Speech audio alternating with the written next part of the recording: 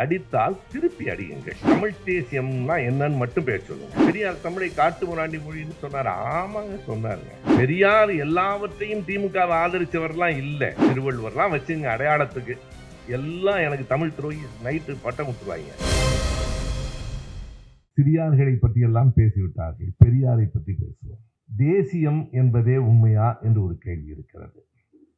அதற்கு பிறகு அதில் இடதுசாரி தமிழ் தேசியம் என்பது என்ன?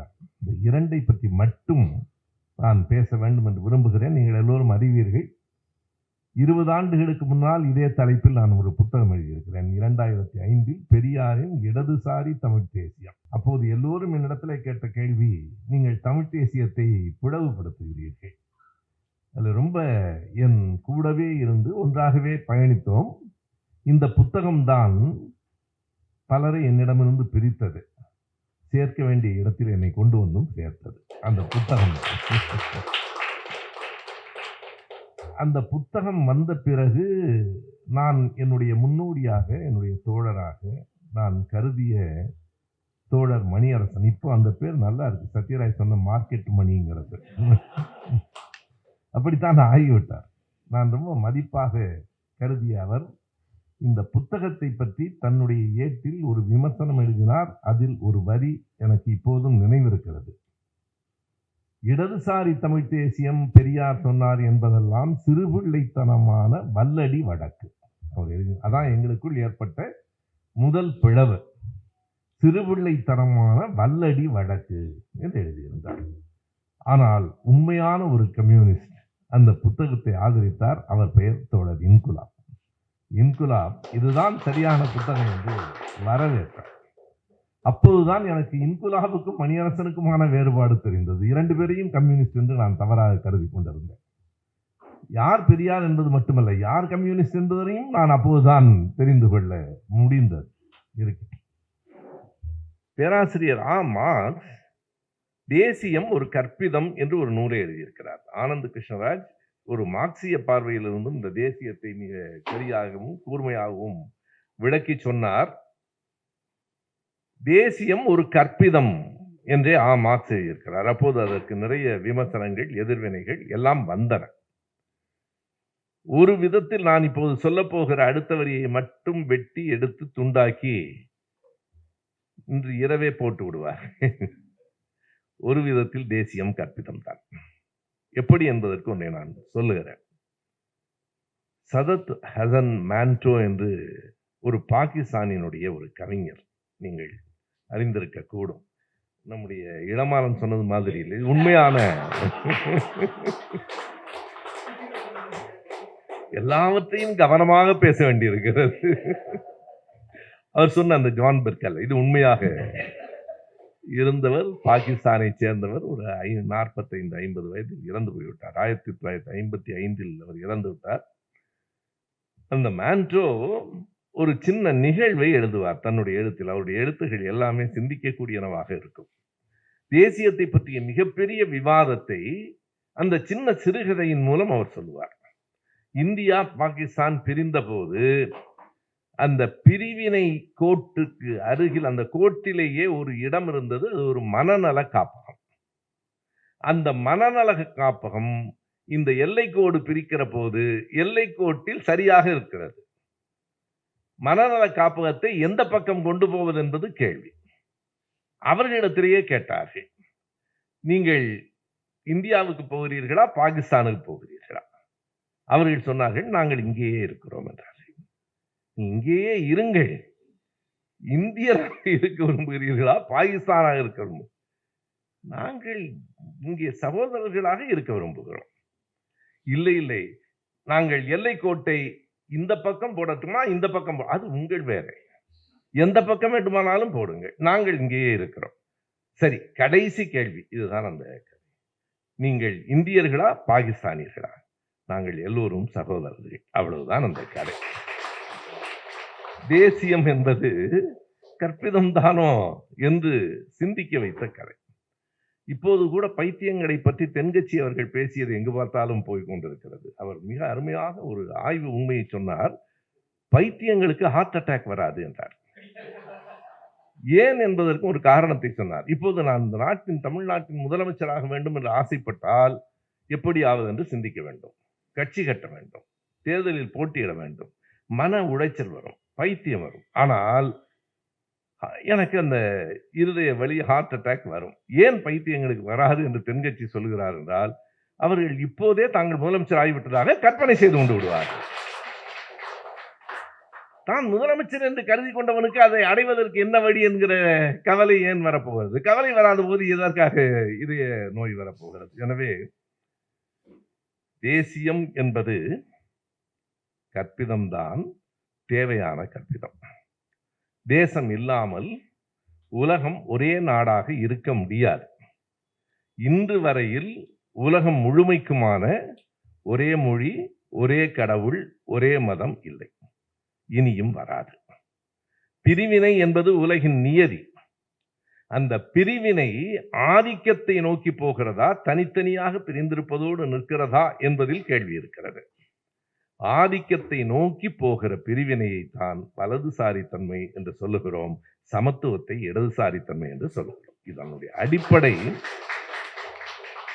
அது என்ன இடதுசாரி வலதுசாரி என்கிற பெயர்கள், அது இந்த சட்டமன்ற நாடாளுமன்ற முறைகளில் இருந்து வருகிறது. இப்போதும் நாம் பார்க்கலாம், அவைத்தலைவர் சபாநாயகர் உட்கார்ந்திருக்கிறார் என்றால் வலப்பக்கம் இருக்கிறவர்கள் ஆளுங்கட்சியினர், இடப்பக்கம் இருக்கிறவர்கள் எதிர்கட்சியினர்.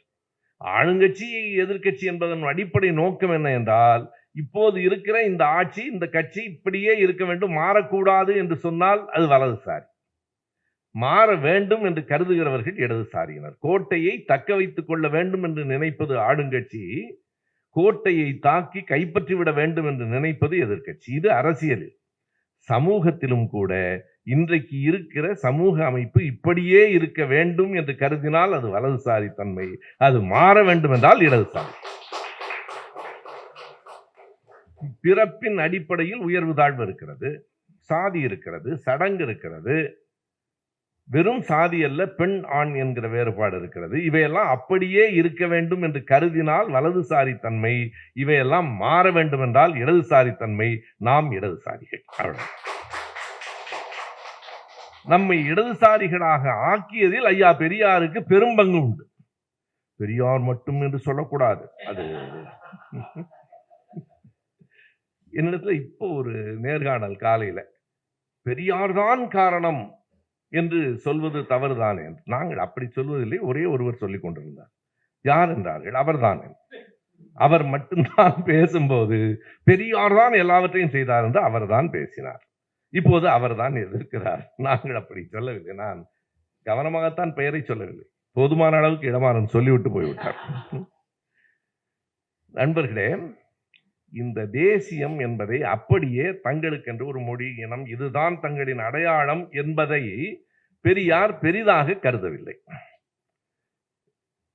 எந்த தலைவனும் நான் மொழிப்பற்று நாட்டுப்பற்று உடையவன் என்று சொல்லிக் கொள்ளவே விரும்புவார்.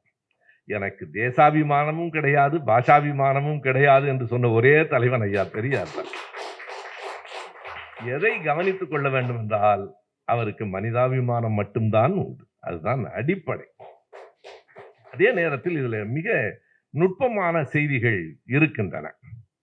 இந்த தேசம் உண்டா இல்லையா என்பதிலெல்லாம் அவர் கூடுதலாக கவனம் செலுத்தவில்லை. இருக்கிற தேசம் எப்படி இருக்க வேண்டும் என்பதில் கவனம் செலுத்தினார். குறிப்பாக 2 செய்திகளில் கவனம் செலுத்தினார். ஒன்று சாதி எதிர்ப்பு, இன்னொன்று ஆணாதிக்க எதிர்ப்பு. அவ்வளவுதான். திரும்ப திரும்ப பேசிக்கொண்டே இருக்கிறார்கள் இல்லையா? கற்பப்பையே யாருக்க சொல்லிவிட்டாருக்கு, அடிப்படை அறிவே இல்லையா என்று எனக்கு கவலையாக இருக்கிறது. இன்னும் என்னென்னமோ சொன்னார் பெரியார், குறித்துக் கொள்ளலாம், அவர்களுக்கு பயன்படும். பெண்களை பார்த்து சொன்னார், அதாவது குடும்பத்தில் கணவன் என்பவன் மனைவியை அடிக்கலாம் என்பது எவ்வளவு அநாகரிகமானது என்று கேட்டார். அதற்கு பிறகு அவர் சொன்ன தீர்வு இருக்கிறது இல்லையா? ஏன் இவர்கள் பெரியாரை எதிர்க்கிறார்கள் என்றால் அவர் சொன்னதெல்லாம் நடந்து விடுமோ என்கிற அச்சம். அவர் என்ன சொன்னார் என்றால், இனிமேல் பெண்களை அடிக்கக்கூடாது என்று சொல்லி சொல்லி ஓய்ந்து போய்விட்டோம். இந்த ஆண்கள், நாம் அவருடைய மொழியில் சொல்றோம்னா, இந்த ஆம்பளை பசங்க கேட்கிறதா இல்லை. இனிமே ஒரே ஒரு வழிதான் இருக்கு, பெண்களே அடித்தால் திருப்பி அடியுங்கள். அடுத்த வரி முக்கியம். இனிமேல் அடிக்க முடியாதபடி கையை உடைத்து விடுகிற மாதிரி திருப்பி அடியுங்க. இவன் என்ன அதுக்கு விளக்கம் சொல்றானுங்கன்னா, பாருங்க, குடும்பத்தில் இருக்கிற ஒழுக்கத்தை கெடுத்துட்டாருன்றான். அடிப்பதும் அடி வாங்குவதும் ஒழுக்கம் என்றால் உங்க வெங்காயம் ஒழுக்கம் எங்களுக்கு தேவையில்லடான்னார். அது அல்ல ஒழுக்கம். சமமாக எந்த வீடு இருக்கிறதோ அந்த வீடே ஒழுக்கமானது. பெரியாருடைய பார்வையில அதெல்லாம் இவங்களுக்கு புரியல. அது அவ்வளவு எளிதா புரியாது. இதுவரைக்கும் தமிழ் தேசியமே புரியலையா, அப்புறம்ல வெங்காயம் பெரியாரை பத்தி புரியறதுக்கு. இதுவரைக்கும் எனக்கு ஒரே ஒரு விஷயம் அவன்ல ஒரே ஒரு நாள் வேற எதுவும் பேசாம தமிழ் தேசியம்னா என்னன்னு மட்டும் பேச சொல்லுங்க. ஏன் பேச மாட்டாங்கன்னா தெரியாது. வச்சுக்கிட்டு வஞ்சகமெல்லாம் இல்லை, அவன் தெரியாது. நேற்று நான் ஒரு தளத்துல எக்ஸ் தளத்துல ஒரு பதிவிட்டான். அதுக்கு ராத்திரி பூரா கத்திட்டு இருந்தாங்க. அதாவது அந்த ஆள் சொல்றாரு, எனக்கு மூளை நிறைய இருக்கிறது, காசுதான் இல்லைன்னு. நான் சொன்னேன், அடடே போகிற போக்குல 2 பொய் சொல்லியிருக்கிறானே. மூளை வேற இருக்குன்றான், காசு இல்லை. ஒடியட்டும். பெரியார் கவனமாக இருந்தார். அதாவது தேசியம் என்பது எப்படி வேண்டுமானாலும் வரலாம். நிலவழி தேசியம், மதவழி தேசியம், மொழிவழி தேசியம், எப்படி வேண்டுமானாலும் வரலாம். இந்த பெயர் சொல்றது முடிவழி தேசியம். இந்தியா பாகிஸ்தான் பிரிந்தது மதவழி தேசியம். இது இஸ்லாமியர்களுக்கு என்று ஒரு நாடு, மதவழி தேசியம். ஏன் அப்புறம் அது மறுபடியும் உடைந்தது? பாகிஸ்தான் பிரிஞ்சிருச்சு இல்லை. பாகிஸ்தானில் இருந்தவர்களும் பங்களாதேஷில் இருந்தவர்களும் 2 பேரும் இஸ்லாமியர்கள் தானே. ஏன் உடைந்தது? 1952 வங்க மக்கள் எழுந்தார்கள். உருது மொழியை திணிக்காதீர்கள். நீயும் இஸ்லாமியன், நானும் இஸ்லாமியன், ஆனால் உன் மொழி வேறு, என் மொழி வேறு, வங்க மொழியை திணிக்காதீர்கள் என்று டாக்காவிலே மாணவர்கள் எழுந்தார்கள். 1952 பிப்ரவரி 21 துப்பாக்கிச் சூடு நடந்து 4 மாணவர்கள் இறந்தார்கள். அதான் இன்னைக்கு தாய்மொழி நாள்னு சொல்லிட்டு இருக்கிறோம். பிப்ரவரி 21 என்ன ஆயிற்று? வங்கதேசம் பிரிந்தது. வங்கதேசம் பிரியவில்லை நண்பர்களே, மதவழி தேசியத்தை மொழிவழி தேசியம் வென்றது. அதுதான் வரலாறு. தேசியத்தின் நோக்கங்கள், கோட்பாடுகள் மாறும். ஆனால் அந்த தேசியம் எப்படிப்பட்டதாக இருக்க வேண்டும்? ஐயா பெரியார் சொல்லுகிற தேசியம் வேறு ஒன்றுமல்ல. திரும்ப திரும்ப சொல்லுகிறார், நான் ஒன்றும் மறுக்கவே வேண்டாம். பெரியார் தமிழை காட்டு முராண்டி மொழின்னு சொன்னார். ஆமாங்க சொன்னாருங்க. இங்க பேசுற மாதிரி சொன்ன மாதிரி ஐயா கலைஞர் தான் அவர் காட்டுமிராண்டி காலத்திலிருந்து பேசப்படுகிற மொழி என்பதற்காக சொன்னார். மேடையில் இருந்துட்டு ஐயா சொன்னாங்க, அப்படி இல்லைங்க, நான் காட்டுமிராண்டி மொழின்னு தான் சொன்னேன். அவரை சமாதானம் பண்றது பெரிய கஷ்டம். அப்படிலாம் இல்லைங்க, நான் இப்படிதான் சொன்னேன். தமிழ் ஒரு நியூசன்ஸ் சொன்னாரா? சொன்னாருங்க. தாய்ப்பால் பைத்தியம் எதுக்குன்னு கேட்டாரா? கேட்டாரு. எதனால்? ஒரே ஒரு காரணம் தான். ஒரு மொழியை நாம் எப்படி பார்க்கிறோம்? இது கடவுளிடமிருந்து வந்தது, சிவனோட டமாரத்திலிருந்து வந்த மொழி. தமிழை சொன்னால் முதலை அந்த பாலனின் கால்களை விட்டுரும். தமிழில் கவிதை படித்தால் ஒரு எலும்பு கூடு பெண்ணாகமா? என்னடா இளவிதெல்லாம்னு கேட்டாரு. எப்படிடா மாறும்? அறிவியலுக்கு புறம்பாக ஒரு பெருமையை மொழிக்கு சேர்க்காதே என்பதுதான் பெரியார் சொன்ன விஷயம். அறிவியலுக்கு புறம்பா சேர்க்காது. பாட்டு பாடினா எலும்பு கூடலாம் மாறாது. அப்படின்னா உலகம் பூரா எலும்பு கூட பூரா எழுப்பி விட்டுறலாம். என்ன இப்ப பிரச்சனை? அறிவியலுக்கு புறம்பாக பேசாதே. அறிவியலுக்கு புறம்பாக பேசி தமிழுக்கு பெருமை சேர்க்க வேண்டும் என்பது அல்ல. இப்படி புராணங்களின் அடிப்படையில் வருகிற கூற்றுகளை பெரியார் மறுத்தார். அந்த இடதுசாரி தன்மை எங்க இருக்குங்கிறக்காக. தமிழ் மிக தொன்மையான மொழி, இலக்கண இலக்கியங்களை கொண்டது.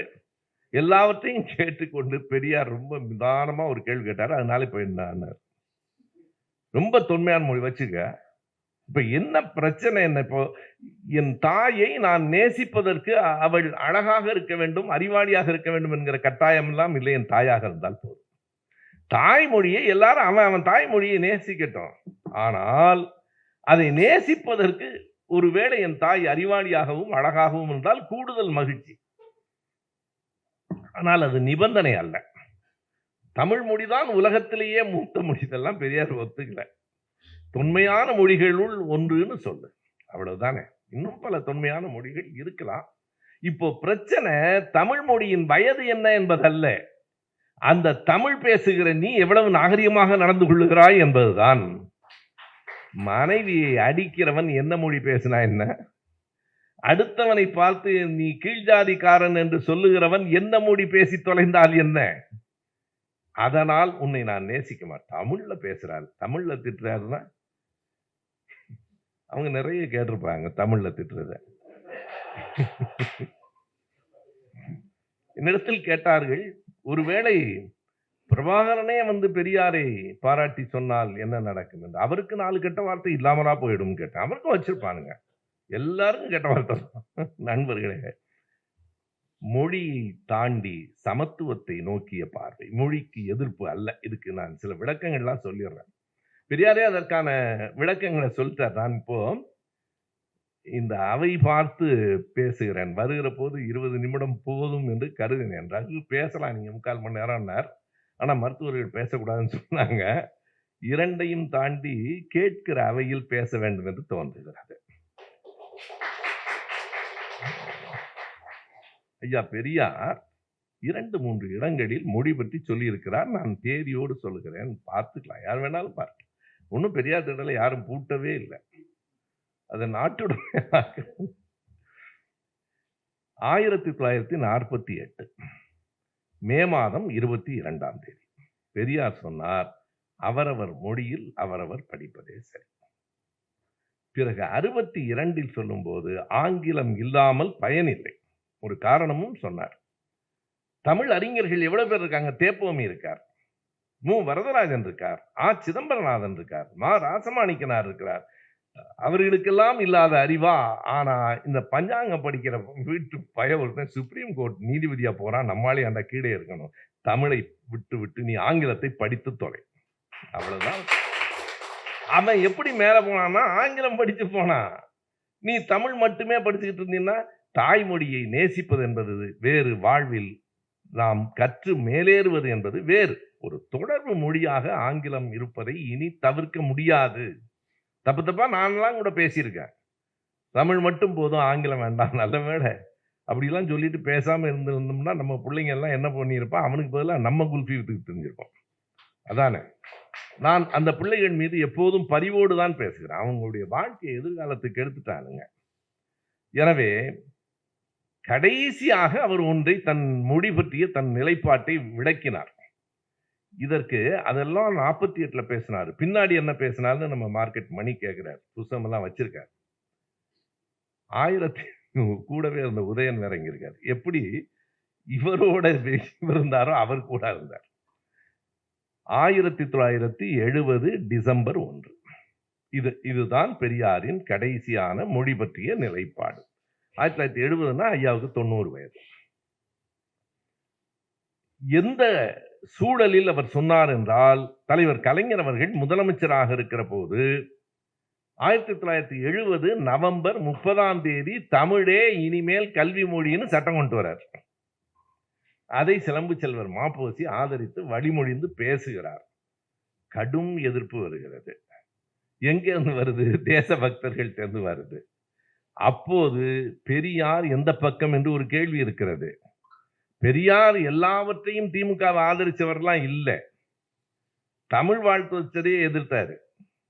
கடவுள் வாழ்த்தை எடுனா ஒரு முட்டாள்தனத்தை எடுத்துட்டு இன்னொரு முட்டாள்தனம் எதுக்கு கேட்டாரு. இதை நான் ஐயா கலைஞர்கிட்டே கேட்கிறேன், என்னங்க ஐயா பெரியார் அப்படி சொல்லியிருக்காரு என்ன? கலைஞர் ரொம்ப அருமையா பதில் சொன்னார். அப்படி சொன்னா தான் பெரியார், இப்படி செஞ்சாதான் நாம மக்களோட உணர்வோட தான் நம்ம போக முடியும். அவர் அறிவுபூர்வமா மட்டும் சிந்திப்பார், அது வேறு. எனவே 1970 டிசம்பர் 1ஆம் தேதி நமது கடமை என்கிற தலைப்பில் பெரியார் எழுதியிருக்கிறார். முதலமைச்சர், மாண்புமிகு முதலமைச்சர் கலைஞர் கருணாநிதி இந்த திட்டத்தை கொண்டு வந்திருக்கிறார். பலரும் எதிர்க்கிறார்கள். என்னை பொறுத்தளவு அவர் நிலைப்பாட்டை கொண்டு வந்திருக்கிற திட்டத்தை நான் முழுமனரோடு ஆதரிக்கிறேன். இதை தமிழ் பாடமொழியா இருக்கணும். ஏன் என்று காரணம் சொல்றார். பல பேர் நான் தமிழை பற்றி கடுமையாக சொன்னதை வைத்துக்கொண்டு நான் ஏதோ தமிழுக்கு எதிரி என்பது போல எழுதியும் பேசியும் வருகிறார்கள். எனக்கு தமிழை தவிர வேறு மொழி தெரியாது. பெரியார் சொல்ற, நான் தமிழில் தான் எழுதுகிறேன், தமிழில் தான் பேசுகிறேன். பிற மொழிகள் 1-2 கொஞ்சம் தெரியுமே தவிர தமிழ் தான். நான் எப்படி தமிழுக்கு எதிராக பேசுவேன்? ஒரே ஒரு காரணம்தான். நீங்கள் புராண குப்பைகளை விட்டுவிட்டு, தொன்மையை விட்டுவிட்டு, தமிழ் என்பது அறிவியல் வளர்ச்சியோடு சேர்ந்த மொழியாக இருக்குமானால் என்னை விட யார் பாராட்டப் போகிறார்கள் கேட்கிறார். வேற ஒன்றும் அல்ல, சுருக்கமாக சொல்லுகிறார், என்னுடைய கவலை எல்லாம் தமிழ் மொழி தமிழனுக்கு பயன்பட வேண்டுமே என்பதுதான். நீங்க தமிழனின் முன்னேற்றம் மட்டும்தான் அவருக்கு நோக்கம். தமிழனின் முன்னேற்றத்துக்கு தடையாக எது இருந்தாலும் அது தமிழாகவே இருந்தாலும் பெரியார் எதிர்த்தார். அவ்வளவுதாங்க செய்தி. அது தடையாக நிற்கிற போது அதை தமிழாகவே இருந்தாலும் எதிர்த்தார். ஏனென்றால் பெரியாருக்கு தமிழை விட தமிழனே முக்கியம். தமிழனின் முன்னேற்றம், வளர்ச்சி. அதனால இவர்கள் பேசுகிற தமிழ் தேசிய தமிழ் இலக்கியம் தெரியுமா அவருக்கு? முன்னாள் தலைவருக்கு தமிழ் இலக்கியம் தெரியுமா? இலக்கணம் தெரியுமா? பெரியார் சொல்றார், இலக்கணத்தை கூட புராண குப்பையா வச்சிருக்கேன்னு கேட்டார். எப்படி இருக்கு? நன்னூல் இலக்கணம் பெரியார் சொல்றார், எல்லாத்தையும் படிச்சிருக்கிறாரு. மக்கள், தேவர், நரகர், உயர்திணைன்னு வருது. உயர்திணை, மக்கள், உயர்திணை, விலங்கு, அகிரிணை, அவ்வளவுதானடா. ஏண்டா மக்கள், தேவர், நரகர், உயர்திணைங்கிறிய இந்த பயலுகள்லாம் யாருன்னு கேட்டார். இந்த தேவர் நரகர்லாம் யார்? கல்வியிலும் அறிவிலும் கூட மூட நம்பிக்கையை கொண்டு வந்து சேர்க்கிற மொழியை நான் எப்படி ஆதரிப்பது என்பது பெரியாரின் நோக்கம். வேற ஒண்ணுமே இல்லை, அவ்வளவுதான். எதுக்காக கர்ப்பப்பை ஏற்றுங்கன்னு பெண்களை பார்த்து சொன்னாரு? என்ன இருந்தாலும் இயற்கை பெண்களைத்தானே அப்படி பள்ளியை பெறுகிற மாதிரி படைத்திருக்கிற. அப்போ கழுதாட்ட விட்டுரு, வேண்டாம். எது அடிமைப்படுத்தினாலும் தூக்கி எறின்னு சொன்னார். ஏனென்றால் நீங்கள் எதை காரணமாக வைத்துக்கொண்டு பெண்ணை அடிமைப்படுத்த முயற்சிக்கிறீர்களோ, எதை காரணமாக வைத்துக் கொண்டு ஒருவனை சாதியால் அடிமைப்படுத்த முயற்சிக்கிறீர்களோ அவை அனைத்தையும் தூக்கி எறிவேன், எனக்கு எந்த புனிதமும் இல்லை என்று சொன்னவர் பெரியார். அதனால்தான் சத்யராஜ் ரொம்ப நல்லா சொன்னாரு, மானமுள்ள பெண்கள் இனிமே அந்த ஆளுக்கு ஓட்டு போடக்கூடாது. இதை விட எப்படி சொல்ல முடியும் அழுத்தமா? அதுதான் உண்மை. பெண்களுக்காகவே காலம் முழுவதும் பேசினார் பெரியார். பெரும் செல்வந்தராக பிறந்தார், ஏழைகளுக்காக பேசினார். உயர் ஜாதி என்று சொல்லப்படுகிற சாதியில் பிறந்தார், ஒடுக்கப்பட்ட சாதி மக்களுக்காக பேசினார். ஆணாக பிறந்தார், பெண்களுக்காகவே பேசினார். அவரை கன்னடர் என்று இவர்கள் சொன்னார்கள், காலம் முழுவதும் தமிழருக்காகவே உழைத்தார். தன் சுயத்தை மறுத்த மாமனிதன் பெரியார், அவ்வளவுதான். அவர் அப்பவே கவலைப்படல, நீங்க பேசியாடா பெரியார் புகழ் இனிமே கெட்டு போகுது. நீ அவருக்கு முன்னால் ஏன் மறைமலை அடிகள் தமிழ் தேசியத்தை பெரியார் ஒத்துக்கல? 2 பேரும் சேர்ந்து இந்திய எதிர்ப்பு போராட்டத்தில் ஒன்றாக நின்றார்கள். ஆனால் எங்கே மறைமலை அடிகளிலிருந்து பெரியார் வேறுபட்டார்? சொன்னாங்க, எல்லா செய்திகளையுமே சொன்னார்கள். எங்கே வேறுபட்டார்? மறைமலை அடிகள் தமிழ் கடல், ஒரு மாற்றமும் இல்லை. தமிழ் மீது மாறாத பற்றுடையவர். தமிழ் தனித்தமிழை தமிழ்நாட்டில் பரப்பியதில் அவருக்கு பெரும் பங்கு உண்டு. ஆனால் மிக தெளிவாக அவரே சொன்ன கூற்றை நான் சொல்லுகிறேன், சைவமும் தமிழும் எம்மிரு கண்கள். அவரால் மதத்தை விட்டு வெளியே வர முடியல. மதத்தை விட்டு வெளியே வர முடியவில்லை என்பது சிக்கல் இல்லை, அந்த மதம் சாதியோடு பின்னி பிணைந்து கிடக்கிறது. நீங்க எங்கே இருக்கு எடுத்துக்காட்டு? ஐயா மறைமலை அடிகளே எழுதுகிறார், நம்முடைய ஏடுகள்லையும் இருக்கு. ஆனா அந்த வருடத்தை கண்டுபிடிக்க நான் ரொம்ப சிரமப்பட்டேன். விபவ வருடம் ஆனி மாதம் 6ஆம் தேதி. எங்க போய் நம்ம கண்டுபிடிக்கிறது? இந்த நீங்க இந்த நாட்காட்டியில கூட நான் தான் சொல்லுவேன், ஜனவரி 1 தாங்க புத்தாண்டு. சும்மா உலக புத்தாண்டு அதுதான். திருவள்ளுவர்லாம் வச்சுங்க அடையாளத்துக்கு. எல்லாம் எனக்கு தமிழ் துரோகி நைட்டு பட்டம் கொடுத்துருவாங்க, திருவள்ளுவர் ஆண்டு வேலை. நான் இந்த பயல்களை பத்தி கவலையே படல, நான் ரொம்ப ஒரு புன்னகையோடு கடந்து போயிட்டு இருக்கிறேன். ஏன் நான் சொல்லுகிறேன் என்றால், ஜனவரி 1 தான் இயற்கையாக உலகம் முழுவதும் ஏற்றுக்கொண்டிருக்கிறது. இல்ல இல்ல திருவள்ளுவர் ஆண்டுங்கிறீல்ல, சித்திரைங்கிறீல்ல. ஒரே ஒரு கேள்விக்கு பதில் சொல்லுவோம், பிறந்த நாள் என்னன்னு சொல்லு. திருவள்ளுவர் ஆண்டுல சொல்லணும், இல்ல சித்திரையில சொல்லணும். எந்த பயலாவது சொல்லு, நான் ஒத்துக்கிறேன். அதுக்காண்டு 1952 ஏப்ரல்ங்கிற அது ஆங்கிலேயர்கள். ஐயோ, ஆங்கிலேயர்களுக்கு அந்த நாட்காட்டிக்கும் ஒரு தொடர்பும் இல்லை. அது கிரிகோரியன் கேலண்டர். ஒரு 13வது போப் கிரிகோரி பேர். அவன் காலத்துல உருவாச்சு, 10 மாசம் தான் இருந்துச்சு. அப்ப அதற்கு பிறகு ஜூலியஸ் சீசர் பேர்ல ஒண்ணு வேணும்னு ஜூலை மாசம் வந்தது. ஜூலியஸ் பேர்ல வரும்போது அகஸ்டஸ் சீசர் வேண்டாமான்னு ஆகஸ்ட் வந்தது. அப்புறம் தான் அது 12 மாசம்.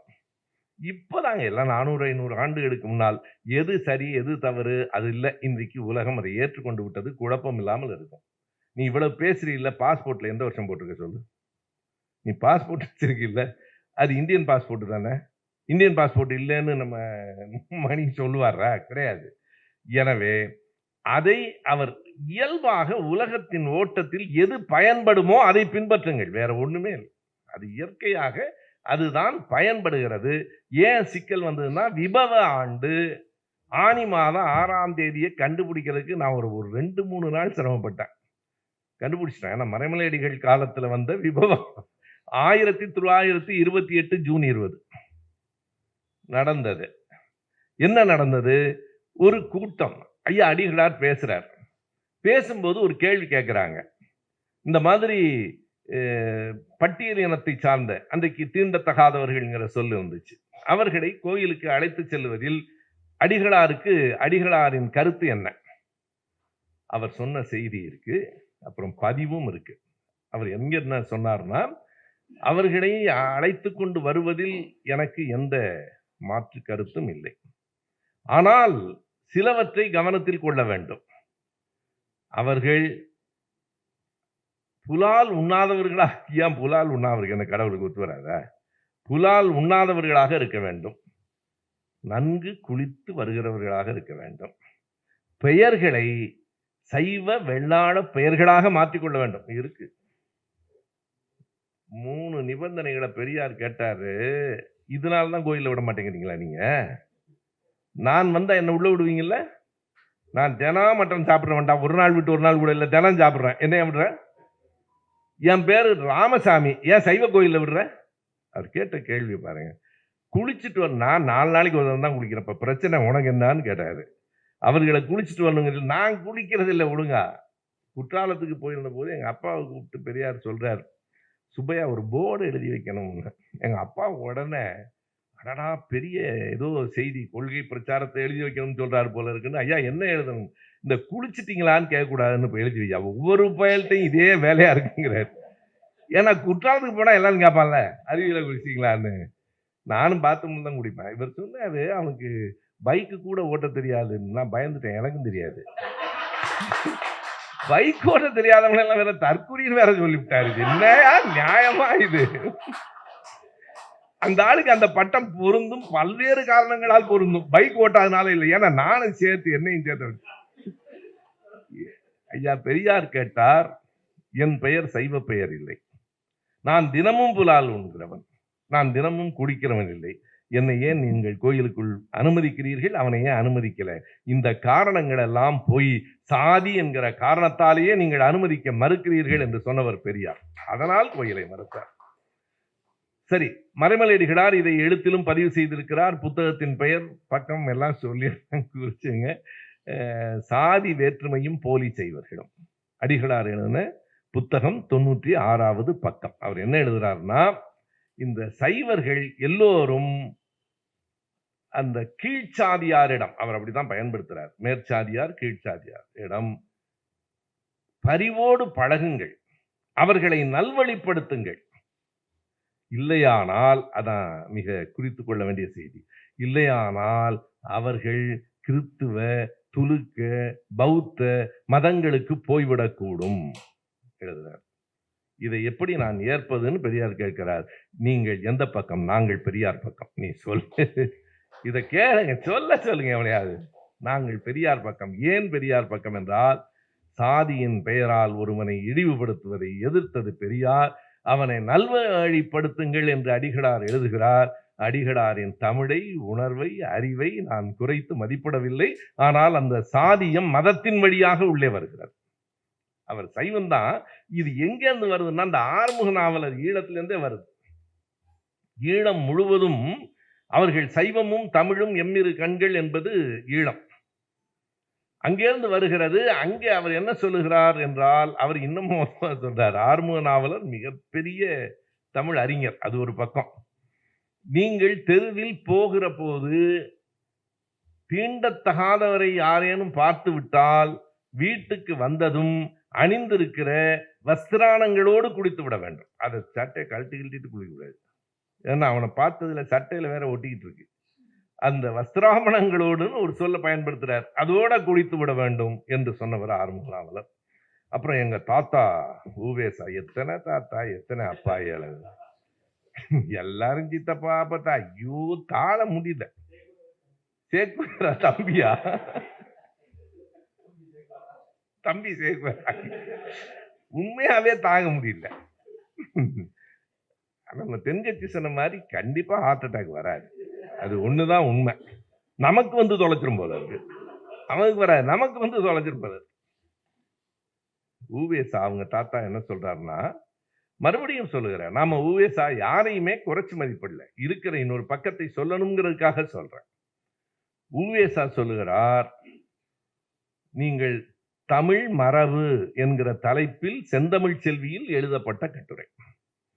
என்ன எழுதியிருக்கிறார்னா, தமிழில் சொற்கள் இருந்தாலும் எந்த இடத்தில் எப்படி சொற்களை பயன்படுத்த வேண்டும் என்று நாம் அறிந்து கொள்ள வேண்டும். அதுவே தமிழ் மரபு. ஒரு வேலையாளை பார்த்து, எந்த சொல்லு என்னுடையதல்ல, ஒரு வேலையாளை பார்த்து சோறு தின்றாயா என்று கேட்கலாம். அதையே ஒரு கணவானிடமோ ஒரு பிராமணாளிடமோ கேட்கக்கூடாது. போஜனம் ஆயிற்றா, நிவேதனம் ஆயிற்றா என்று கேட்க வேண்டாம். நாங்க சாப்பிட்டா சோறு, நீங்க சாப்பிட்டா போஜன, சோறு தின்றாயா என்று கேட்கலாம் வேலையாளை பார்த்து. ஆனால் கணவானை பார்த்து, கணவான்னா இவனுதான் பார்த்து போஜனம் ஆயிற்றா, இதுதான் தமிழ் மரபு. 2 மாதங்களுக்கு பிறகு வந்த செந்தமிழ் செல்வியில முத்தமிழ் காவலர் கியாப்பே இதை மறுத்து விட, அவரும் தாத்தா, இவரும் தாத்தா அவரும் தாத்தா தான், பாட்டன் எங்க தாத்தன் சொல்லிட்டார். நாங்கள் பல பெரியார்களை போற்றுகிறோம், நீங்கள் ஏன் ஒரு பெரியார்? நீ போற்ற பெரியார் பூரா எங்க பெரியாரை போற்றுறோம் தான். வஉசி, கியாப்பே, பாரதிதாசன் எல்லாம் எங்க பெரியாரை போற்றணும் தான் வைங்க. எனவே அப்போ என்ன கேள்வி என்றால், எது தமிழ் மரபு என்று அதே செந்தமிழ் செல்வியில் கியாப்பே அவர்கள் அதை மறுத்து விடை எழுதுகிறார். எனவே இங்கே என்ன வருகிறது என்றால், மொழி பற்றிய விவாதம் வருகிறது. எனவேதான் பெரியார் அந்த மொழி சனியன் என்று, அதான் விஷயம். இதுல என்னடா சண்டை? மனுஷனை மதிக்காம சொற்கள் என்ன இருக்கிறது என்று பெரியார் கேட்டார். அவரை தமிழ் விரோதி என்று நீங்கள் சொல்வீர்களானால், நீங்கள் மனிதகுல விரோதி என்று நாங்கள் சொல்ல வேண்டியது.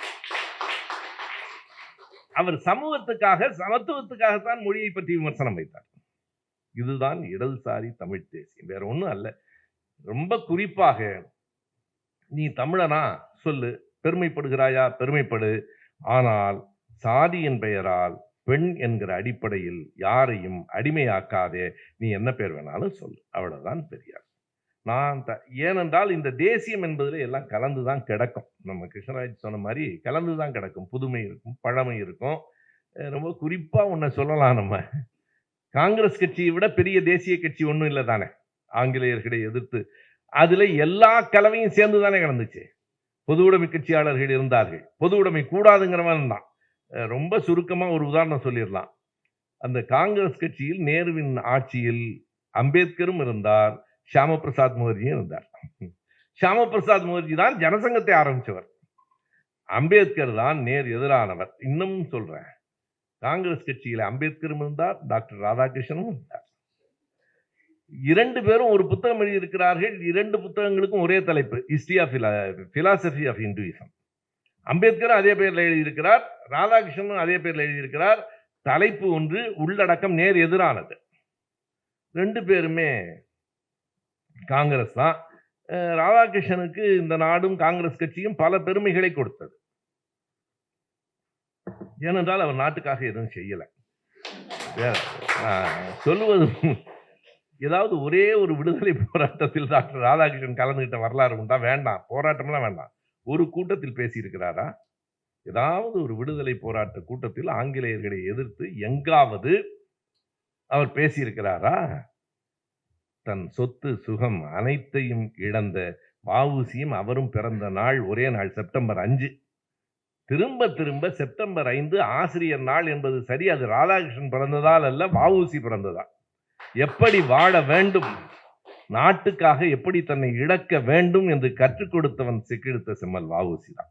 எனவே அதுதான் ஆசிரியர் நாள். எதற்காக என்றால், இப்படித்தான் அந்த மொழி அடிப்படையில் மட்டும் அப்படி ஏமாந்து போய்விடாதீர்கள். பெரியார் சொல்லிக் கொடுத்த பாடம் வேறொன்றும் அல்ல, நம் மொழிக்கு எதிரானது அல்ல. மொழியின் தூய்மை, மொழியின் தொன்மை, மொழியின் அழகு இவற்றையெல்லாம் பாராட்டிக்கொள். ஆனால் அதற்காக மட்டும் சமத்துவமின்மையை மொழியின் பெயராலும் ஏற்காது. வேற இடதுசாரி தமிழ் தேசியம் அவ்வளவுதான், வேற ஒன்றும் இல்லை. அதுதான் எனக்கு 2005 இப்படி ஒரு தலைப்பு தோன்றும் போது, அப்போது வெளிவந்த உடனே பலரும் அதை பெரிய எதிர்ப்புகள் எல்லாம் வந்தது. பிறகுதான் எனக்கு தோன்றுச்சு, சரியா தான் சிந்திச்சிருக்கோம் போல இருக்குன்ட்டு. நான் முதலில் திட்டமிட்டதே திராவிட இயக்க தமிழர் பேரவை அல்ல, தமிழ் தேசிய இடதுசாரிகள். அதுதான் நான் முதல்ல அமைப்புக்கு சிந்தித்த பெயர். ஆனால் அது ரொம்ப பேருக்கு புரியாது, இது என்னன்னு விளக்குறதுக்கே என் வயசு போயிடும் போல இருந்துச்சு. பிறகு யோசித்து பார்த்தேன், இடதுசாரி தமிழ் தேசியம் என்பதை விளக்குவதை விட இடதுசாரி தமிழ் தேசியம் என்று 3 சொற்களால் சொல்லுவதை திராவிடம் என்று ஒரே சொல்லால் சொல்லலாம் என்று எனக்கு தோன்றும். திராவிடம் அவ்வளவுதான், வேற என்ன. தமிழ் தேசியம், இடதுசாரி தமிழ் தேசியமே திராவிடம். அந்த திராவிடம் திருட்டு திராவிட கும்பல் அப்படின்னு சொல்லிட்டு இருக்காங்க. அந்த கூட்டத்துல இருந்துதான் பொண்ணு எடுக்கிறானுங்க.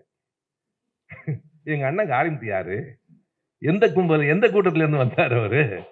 எனவே உனக்கு பொண்ணு எடுக்கவும் இடம் கிடைக்கல, பேசுறதுக்கு இடம் கிடைக்கல, ஆனா கத்துறதுக்கு தமிழ்நாடு கிடைச்சிருக்கு. ரொம்ப நாள் இனி ஓடாது. இப்ப 72 வழக்கு 72 ஊருக்கு போயிட்டு இருக்காரு. இன்னைக்கு இந்த சில பேர் இந்த காவடி எடுத்துட்டு நேர்த்தி கடன் ஒவ்வொரு ஊரா போவாங்க பாரு, இது ஒவ்வொரு கோர்ட்டா. இப்போ இன்னைக்கு கடலூர், வடலூர் போகட்டும். நண்பர்களே, இடது தமிழ் தேசியம் என்பது கற்பிதம்தான் என்றாலும் தேசியம் தேவையான கற்பிதம். தேசியம் இல்லாமல் உலக ஒழுங்கு கிடையாது. எனவே தேசங்கள் வேண்டும், தேசியம் வேண்டும். அது மொழி சார்ந்த தேசியமாக இருப்பது சரி. நிலவழி தேசியத்தை விட, மதவழி தேசியத்தை விட மொழி வழி தேசியமே சரியானது.